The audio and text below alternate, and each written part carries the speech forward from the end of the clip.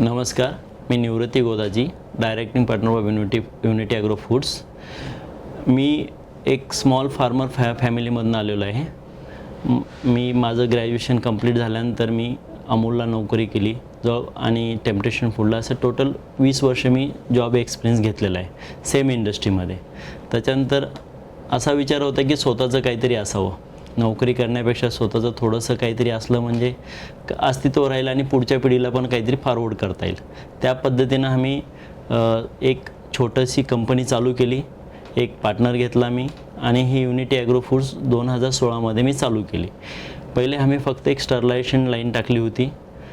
Sterilisation लाईनमध्ये आम्ही फक्त व्हॅक्यूम पॅक स्वीटकॉर्न करायचो। नंतर आम्ही ॲडिशनल करत गेलो, तिथं तेच कमवलेले पैसे वाढवत गेलो। आज जवळपास ती आम्ही 4 कोटीची ॲसेट केली। 30 लाखापासून आम्ही 4 कोटीपर्यंत ॲसेट नेलेली आहे।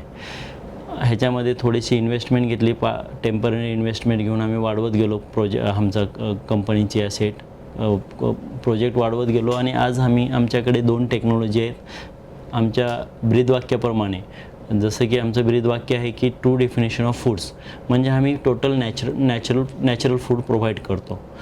आणि जसं कसं फार्म टू फोक असा प्रोजेक्ट होता, जे शेतात पिकलं तेच लोकांना खाऊ घालायचं। पण आता तो कन्सेप्ट राहिला नाही। फोक टू फार्म म्हणजे जे लोकांची आवड आहे ते मॅन्युफॅक्चरिंग करायचं, ते लोकांना द्यायचं। म्हणून आम्ही ह्याच्यामध्ये कॅनिंगमध्ये आम्ही स्वीटकॉर्न केलं आहे, बेबीकॉर्न केलं आहे, त्याच्यानंतर ॲलोपिनो केलं आहे, जेणेकरून एक्झॉटिक व्हेजिटेबल्स आहेत ते व्हेजिटेबल आम्ही कस्टमरला देतो। आणि ते सर्व रेडी टू कुक आहेत, विदाऊट प्रिझर्वेटिव्ह आहेत, त्यांची सेल्फ लाईफ 2 वर्ष आहे।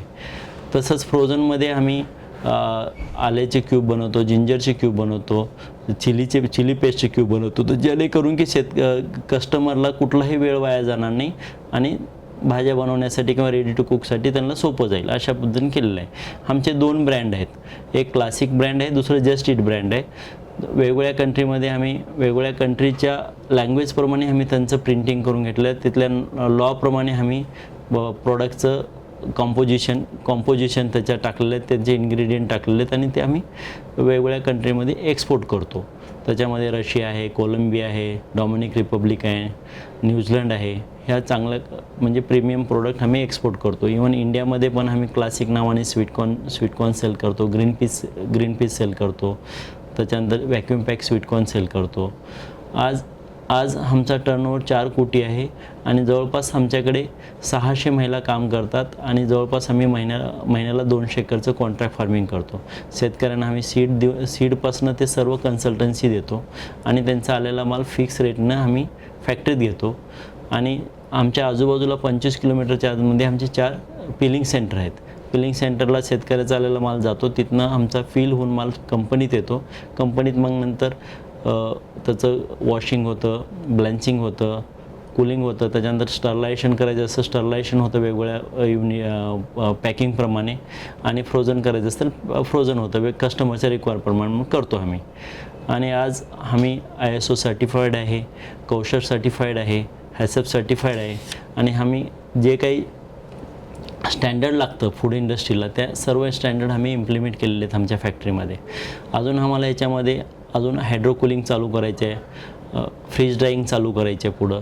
आणि आमची आज वर्षाला जर आमची 4 वर्षात जर आमची ग्रोथ बघितली, दरवर्षी 70 ते 80% आमची ग्रोथ झालेली आहे।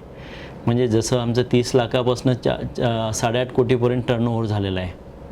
पहिल्या वर्षी आम्ही फक्त 6 महिन्यात 30 लाखाचा टर्नओव्हर केला होता, आज आमचा 8.5 करोडपर्यंत गेलेला आहे। त्यामुळं आणि ह्या वाटचालीमध्ये आम्हाला आमचे शेतकरी आहेत, आमचे स्टाफ आहे आणि आमचे लेबर्स आहेत, सर्व चिकाटीने काम करतात आणि ह्याच्यामध्ये आम्हाला चांगलं प्रॉडक्ट देण्यास मदत होते।